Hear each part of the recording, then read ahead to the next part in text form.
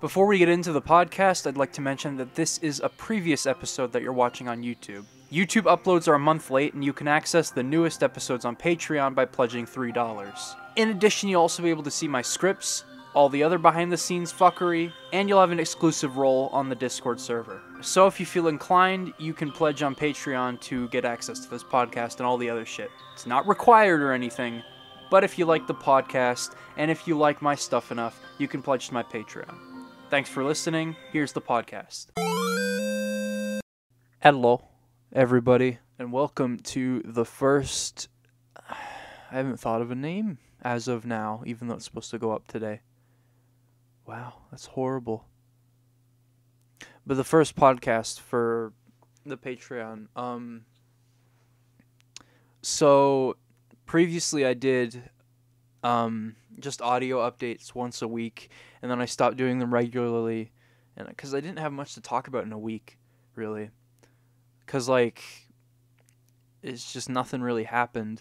But if I do them monthly, then, I have videos out, so I can talk about the videos, and I can talk about upcoming stuff, and, stuff like that. There's many more bases to cover in this case. For the first episode, I have my friend Tyler with me. Hello. Say hello. So he has a YouTube and Twitch channel called Tiger Cows, cow with a Z. With a Z. Z, excuse me. Even though I'm Canadian, I say Z instead of Z. It's because it's the force of habit. I think I was raised to say Z, but I forced myself. No, I was raised to say Z, and I forced myself to say Z. It's because you grew up with so many American shows, right? Probably, that's it. But, whatever. Not important. Yeah.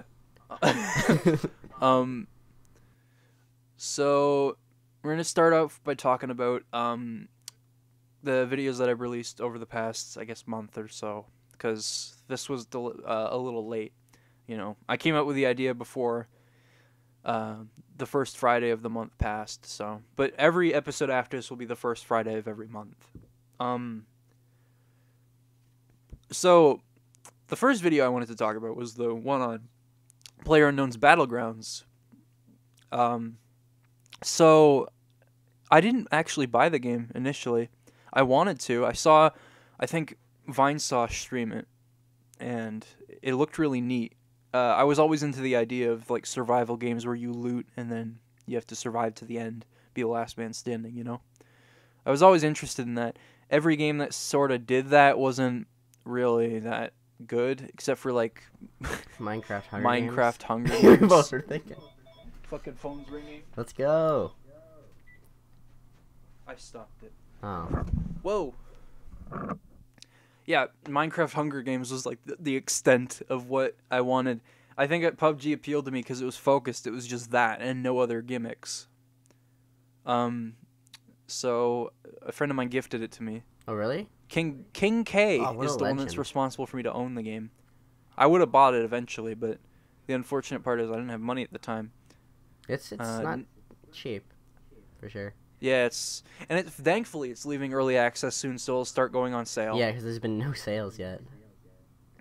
I can't convince anyone to buy it because they're all oh yeah, it's too expensive. But yeah, it's a bit pricey for the game that only has one map and one objective.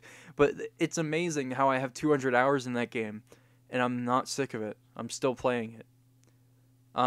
So I've been planning the video for it since May. Oh, that long?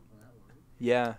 I have footage that dates back to May 16th, 2017. Wait, how much footage in that video was actually out of date by the time? Was there anything updated in the game that was... Ooh, there was a lot that was outdated. Most of the footage was from July, though. Okay. But yeah. So I played it over a long span, and I kind of understood the game at a certain point. And because of... I know the game is simple, but it has a lot of depth to it that a lot of people don't consider. And, the video kind of illustrated the random elements of the game and how that's probably what keeps people coming back. It's one of the main things. It's possibilities, the random nature of everything, and combat. Combat is way different than any other game I've ever played, multiplayer game anyway, because it's to the point where combat is you don't want it to happen. Like, you don't want to confront people. You want to make sure that they don't find you. Well, there are times in the game though where it's just I want to just rush in, too. It's like yeah. I guess it all depends on people's playstyle because the game's different for. Like, I know you like to more hide than run in, and I'm like, I want to run in a lot of the time. It depends on how, like, confident you are in what you have. Yeah, I guess that's really true, actually, too. Because that's how I feel, too. I'll only bum rush people if I know I'm confident that we can kill them. And that's one of the things that made the game compelling. It was, and I'm still playing it. Like, the 1.0 update is coming next month. December. And it's going to add vaulting, so you can jump over stuff without having to sprint and hop. And then this has adding the desert map, which, holy shit, a whole new map in PUBG. With the amount of depth that's in the first map already, you can probably understand why every new map that they decide to make takes time. Because they have to meticulously craft these maps to make sure that they're, fun, I guess. And that they have enough in them to keep, like, you want to drop here and you don't always want to drop in one spot, Stuff like that. And yet sometimes you have, like, the one place you like, and you're like, oh, it's, never got a boy there. Yeah. But yeah, there's definitely lots of depth to different places. There's always those places that everyone goes, and you're like, I want to go into a fight right away, you go there. Or you're like, I want to stay away from the fight, and you go somewhere else. Yeah. Apparently my video convinced you to buy the game, right? Well, it wasn't like it was over time. I was thinking more and more, I want to get this game. And then I saw your video, I'm like, okay, now I'm getting it. So I guess it was the final thing that pushed me over to buying it. What was it about the video? I don't know. I was wanting the game for a while, but I was like, it's too expensive. I don't want to spend that money on it right now. But I don't know. I don't really know what about it. So my mic is way too close. It's like, it's popping, almost probably. Not popping, it's going, whatever, doesn't matter. But I don't really know. It was just something about your video. I can't pinpoint it, but something about it was just like, I'm getting this game. And then I think it was like 2 days after I bought it for my brother too, so. Did you regret the purchase? No. I guess I wish it wasn't as buggy as it is, but I don't regret it. Yeah, that's the one thing that the 1.0 update better fix. The game is buggy beyond belief. But, Like, just today where the game just closed. And it's so fucking, it's not optimized at all. That's the one thing. No matter, you have to have the best computer in the world to run that game, and even then, you might experience some problems. Like, I just built my computer earlier this year, and every time I run the game, it uses, like, 80% to 90% of my CPU. It uses every part of my CPU is not being used by every other program. Yeah. So I don't know what's up with that, but... Whenever I try to play the game, it does that to me, too. It's like, this is the only thing that can run on your computer right now. Sorry. But yeah, I think it's still a good game. Just I think they have more work to do on it still, for sure. And hopefully, like you said, they fix a lot of that stuff with the 1.0. Yeah, which, we only have so long to wait, unless they delay it. They're releasing parkour soon, aren't they? Or is that coming with 1.0? That's the vaulting, yeah. That's coming with 1.0? That's coming with the update. Okay. Yeah. So they were wanting to test all that stuff. Yeah. So that's PUBG. Great game. Now it took a while to work on the next video, which was Cuphead, and Cuphead is a great game. The majority of the video talked about difficulty, and I know that's a really touchy subject for a lot of people. Some people are all for the skip a boss thing or whatever. Are people actually for that? Yeah, I don't understand it. I don't know. Is that a controversial thing to talk about now? Boss skipping? Do you like? Can I say my opinion on that, or will you say it right now? That's do it. Dumb. Yeah, I thought it was dumb too. Skipping bosses are dumb. That's like the best part of the game. Not always, but it tests your skill, hopefully. If you are given the option to skip a boss, this is good because I got a comment about. I think I replied, but if you are given the option to skip a boss, any boss you want, and let's say that the repercussions of doing so are like a stat nerf or something, and you things are going to be harder by doing that, you can still keep skipping bosses if there's a skip a boss button. So you could just fly your way through the game without any challenge. You'll be weak as hell at the end. Then skip that boss. Yeah, no, I don't know if they let you skip the final boss. But at the same time, why in the love of poop and all that is holy... I'm going to try that again. Why should you be able to skip bosses? Why? They're there for a reason. They're to test what you've learned up to that point. Like, it's one thing in, like, Fallout or whatever, if you have, like, an optional boss, you can go and visit for extra stuff. But, like... Optional bosses are good. Like, they're their own thing. That's cool. You don't have to go do them if you don't want to. But, like, bosses that the developers put in the game for you to test your skills or learn a new skill or something, or just to... Well, I guess it's all about testing skill, really, isn't it? So it's like, what's the point? There's an optional boss in what would you say? I said just like bosses they're meant to like test your skill, pretty much. So what's the point if you just skip them? What skill did you learn? How do you know? I don't know why that's the thing. Basically, Cuphead is there to remind us that what makes a game fun is learning how it works and how to get better at it. Mario Odyssey, when I started, I sucked. Like, I didn't know much about how it worked and all that. And now I'm speedrunning the game. The movement, there's just infinite room for improvement. It's crazy the shit you can do in Mario Odyssey with the movement. So that's what I try to convey with Cuphead. It's more about getting better at the game. Other games with learning, it's learning new mechanics, learning new things, putting them all to use, you know. With Cuphead, you learn everything you can do from the get-go, and up until the very end, it's just about getting better. Yeah, I still haven't played Cuphead, but it's definitely on my radar for when I would like to play. I just haven't had the time or really the reason, or not reason, I guess just I haven't mainly time to go and get it yet and play through it. So I know it's something, I'm the kind of guy who gets frustrated with games a lot, so I know I'll get frustrated with it, so I want to give myself lots of time to do it. Yeah. But, okay, I want to go back to this other thing for a second. Sorry, just the whole skip a boss thing. Yeah. Is this just stuff game journalists were talking about, or was this actually something being? No, this was what game journalists. This was an article. So this was somebody wrote. This was no actual like developers saying we're gonna put this in a game at this point. Assassin's Creed Origins lets you turn off all challenges. Wasn't that just like a walk around, like just explore? Yeah, you just walk around. I think that's cool, like in the sense that if you're using it just to go explore and see what the developers put in the game, like all the cool things, but like also I don't know.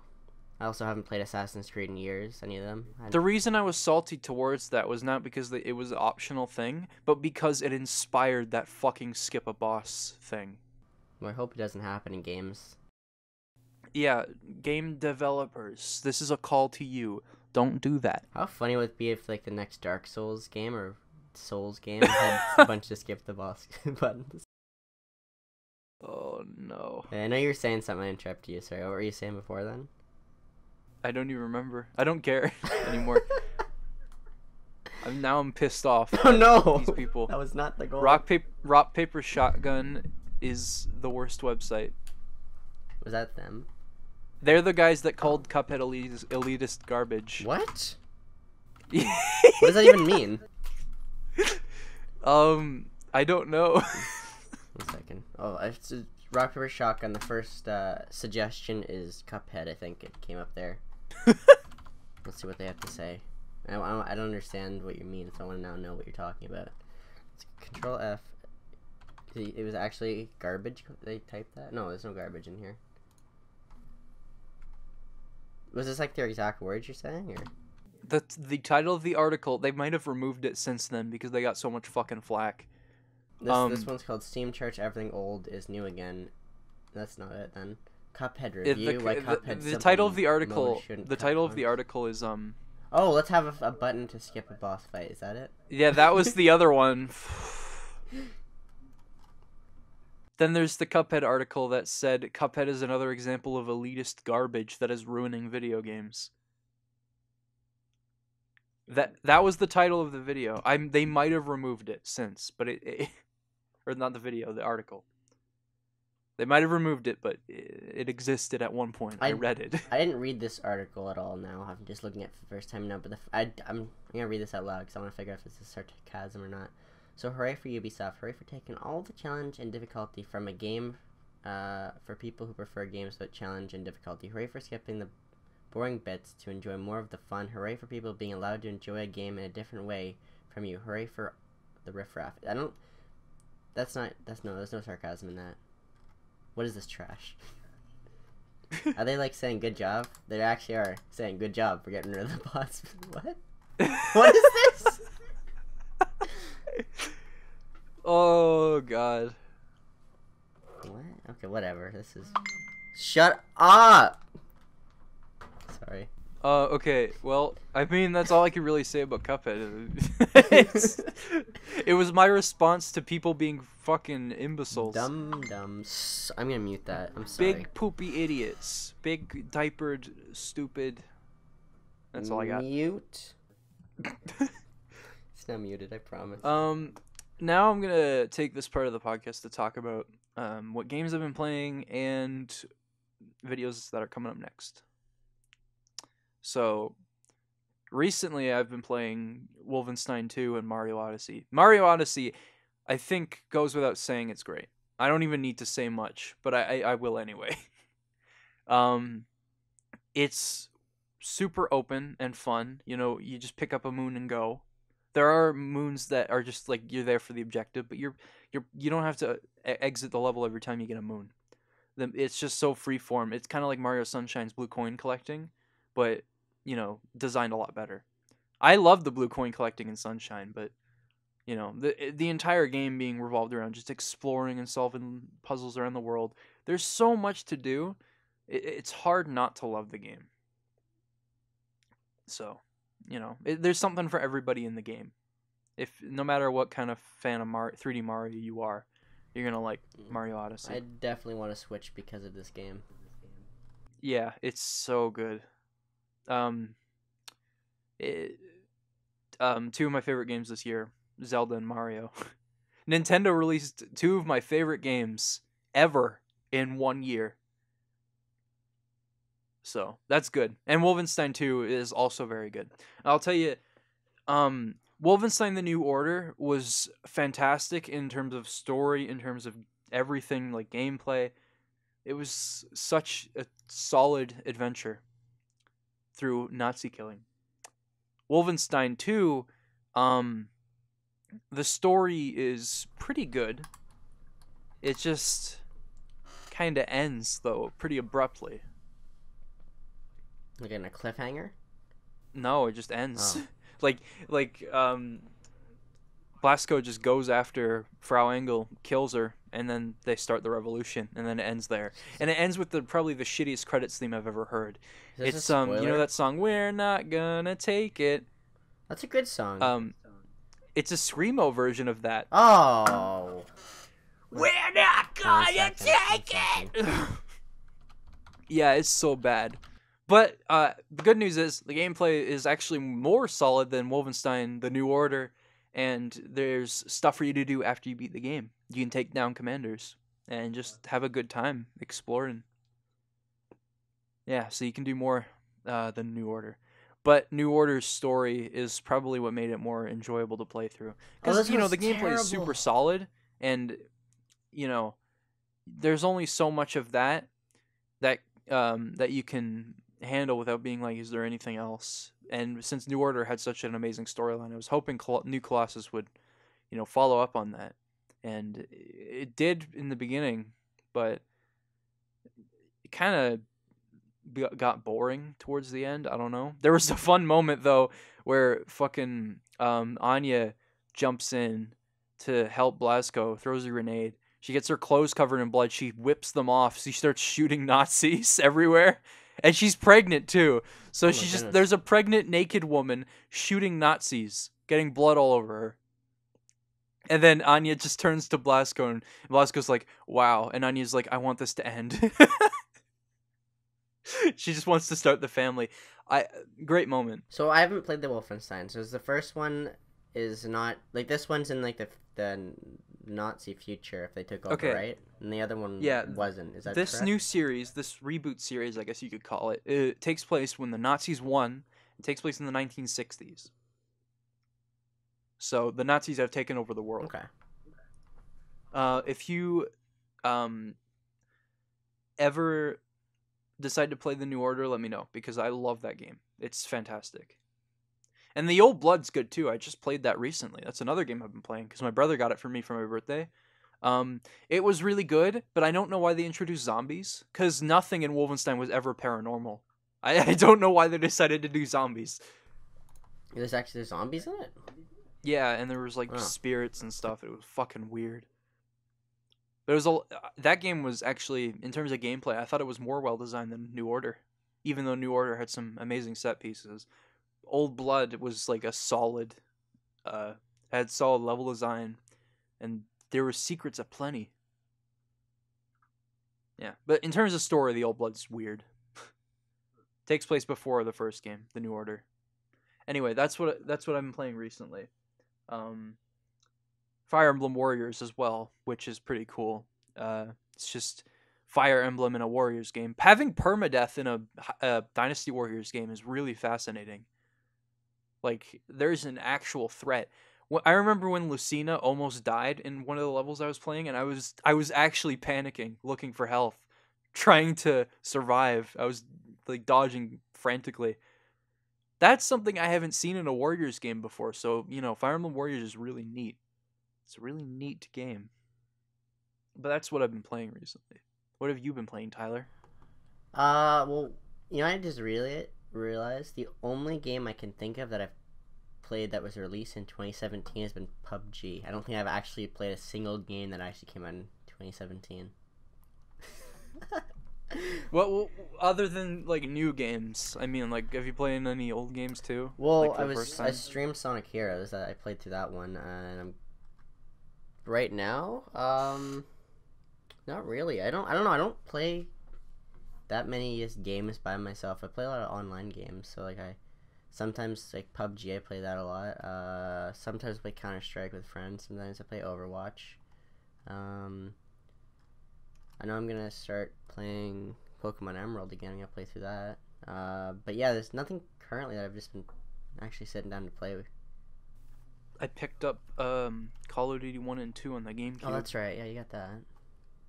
Call of Duty Finest Hour is a little clunky, Looks a bit interesting. and I'm not having too much fun anymore with it, but it was neat to play it. Call of Duty 2 Big Red One is really good though.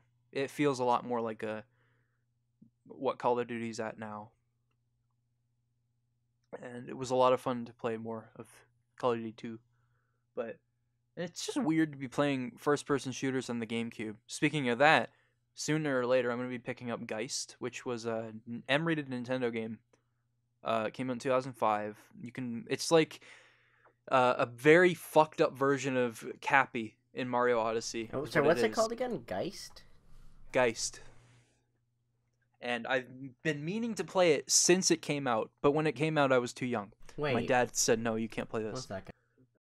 I've never played this game, but I've seen this box art before. Besides the time I went into the store. I think so, at least. So I've been meaning to play it, and people have asked me to try it out, including like Eternal Darkness as well. It's another M-rated Nintendo game, came out on the GameCube. So I'm gonna try the two of them. Geist first because it's cheaper now. How much was it again?